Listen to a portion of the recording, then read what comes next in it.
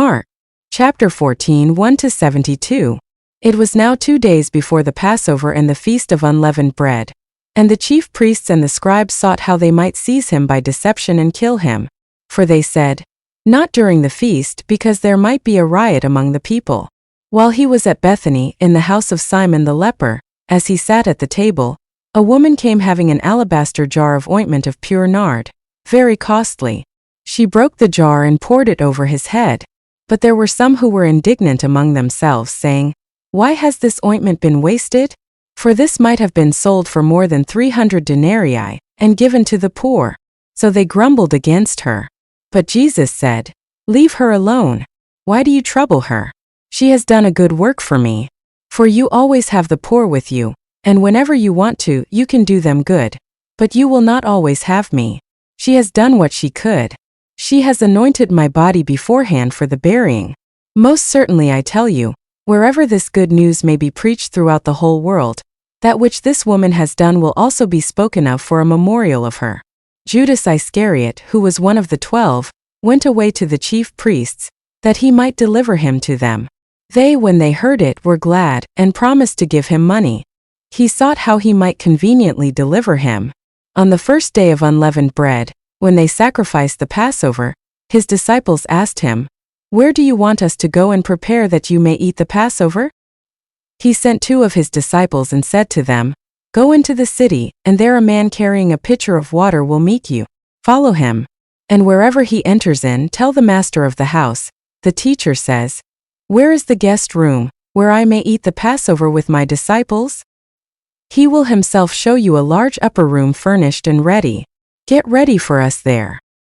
His disciples went out and came into the city, and found things as he had said to them, and they prepared the Passover. When it was evening, he came with the 12. As they sat and were eating, Jesus said, "Most certainly I tell you, one of you will betray me, he who eats with me." They began to be sorrowful, and to ask him one by one, "Surely not I?" And another said, "Surely not I?" He answered them, "It is one of the 12, he who dips with me in the dish. For the Son of Man goes as it is written about him, but woe to that man by whom the Son of Man is betrayed. It would be better for that man if he had not been born." As they were eating, Jesus took bread, and when he had blessed it, he broke it and gave to them and said, "Take, eat. This is my body." He took the cup, and when he had given thanks, he gave to them. They all drank of it. He said to them, "This is my blood of the new covenant, which is poured out for many.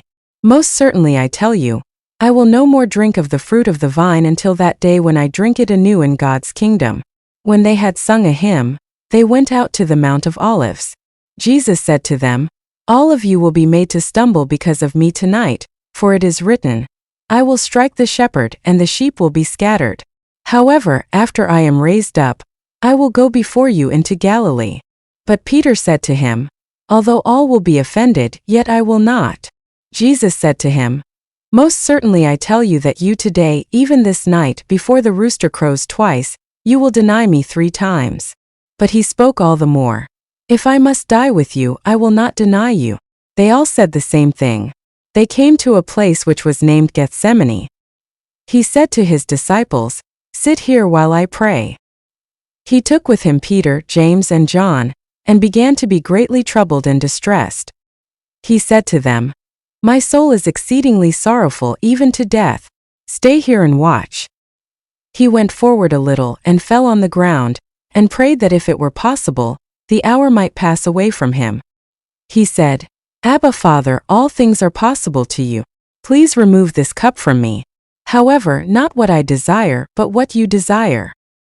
He came and found them sleeping and said to Peter, "Simon, are you sleeping? Couldn't you watch 1 hour?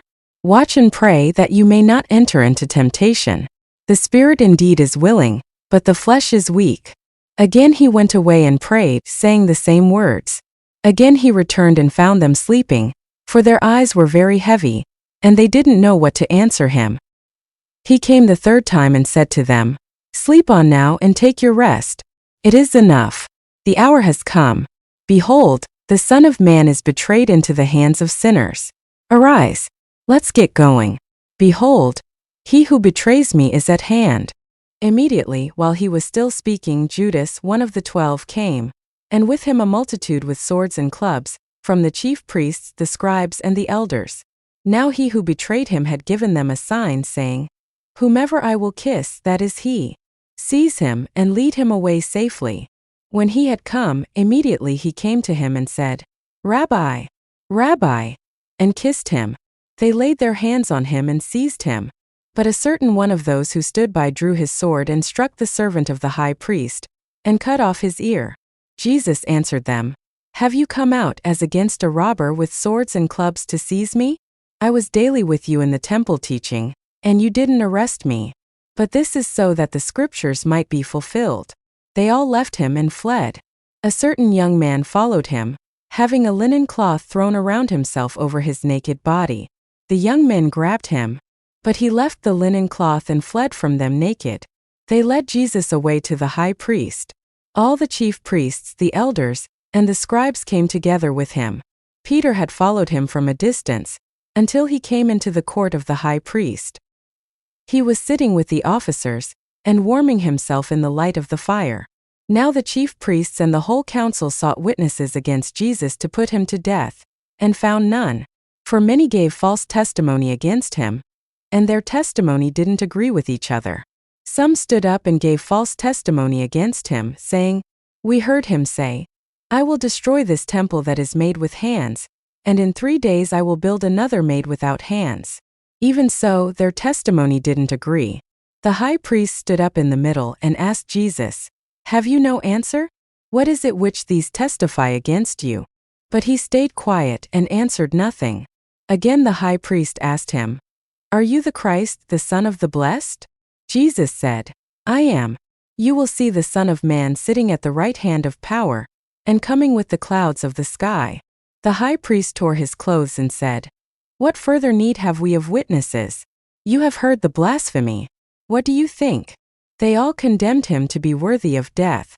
Some began to spit on him and to cover his face and to beat him with fists and to tell him, "Prophesy." The officers struck him with the palms of their hands. As Peter was in the courtyard below, one of the maids of the high priest came, and seeing Peter warming himself, she looked at him and said, "You were also with the Nazarene Jesus." But he denied it, saying, "I neither know nor understand what you are saying." He went out on the porch, and the rooster crowed. The maid saw him and began again to tell those who stood by, "This is one of them." But he again denied it. After a little while again those who stood by said to Peter, "You truly are one of them, for you are a Galilean, and your speech shows it." But he began to curse and to swear, "I don't know this man of whom you speak."